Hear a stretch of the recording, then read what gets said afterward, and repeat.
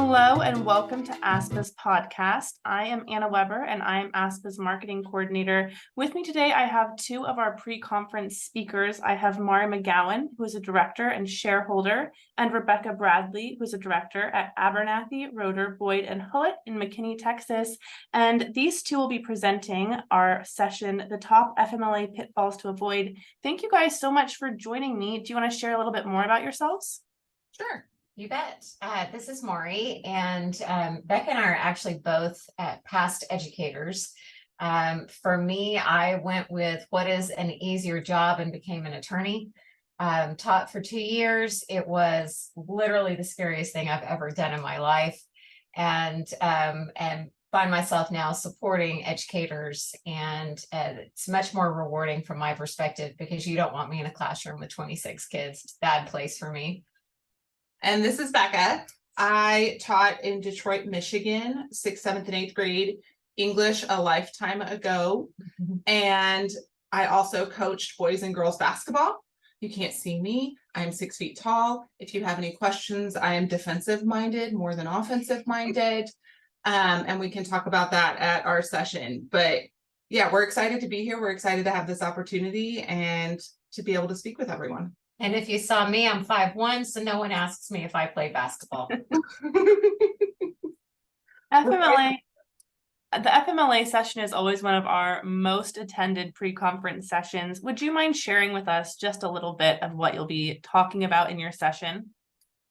Absolutely. So in our session, what we try to do is take you from start to exhaustion of leave. When somebody requests leave, all the way through until when they've exhausted it, and what do we do from there?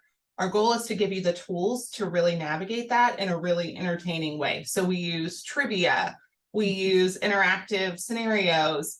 Unfortunately, we've seen some really crazy things in our time as school lawyers. And so you'll get a few of those anecdotal pieces without, of course, disclosing the district or the location of the school. And so we're really excited to have enough time to delve into all of the nuts and bolts and all of the nuances that come up. And our presentations, it's a big deal to us that the attendees can actually participate in the session and ask questions in real time. We find that if people feel like it's just a sit and get, they're not as engaged. We go to CLE, and I'm going to be honest, if it's sit and get, you'll see us doing work. While we're also obviously learning the law, but at the same time, it's more important to us that they're actually going to have learning from the presentation.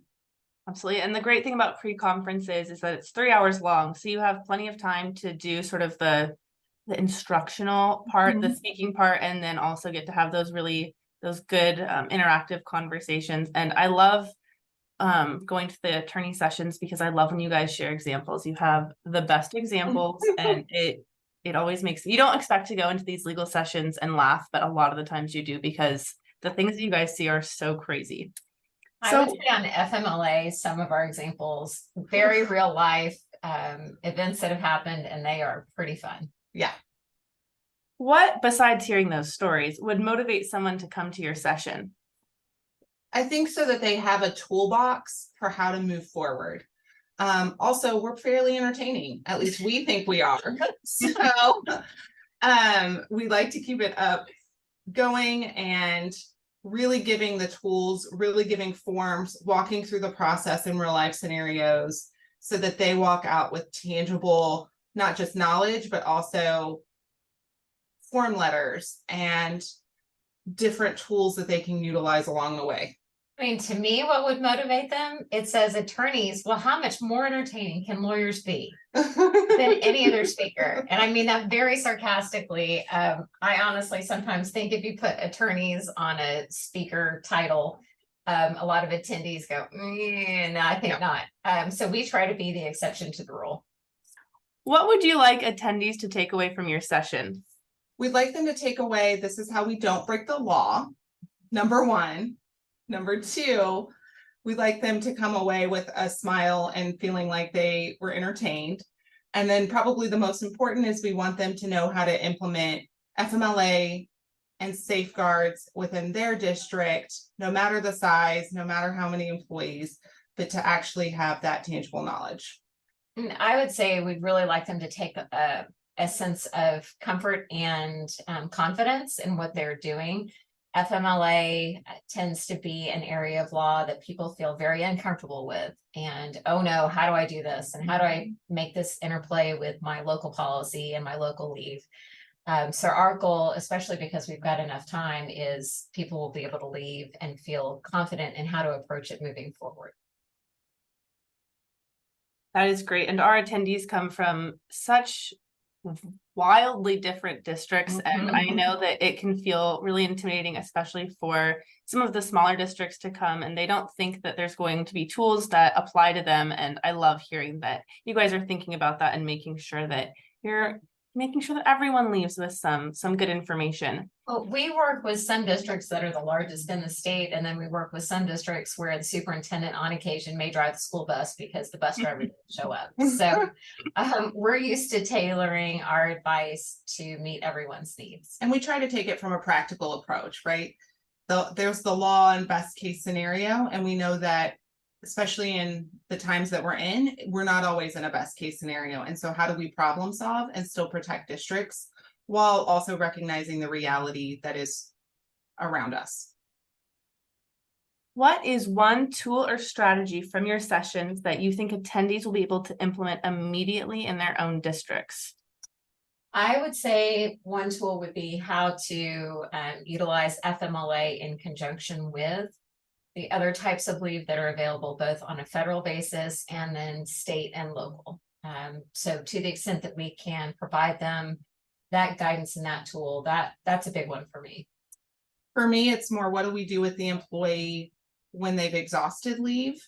And how do we work through that process in a compassionate way while also meeting the needs of the district?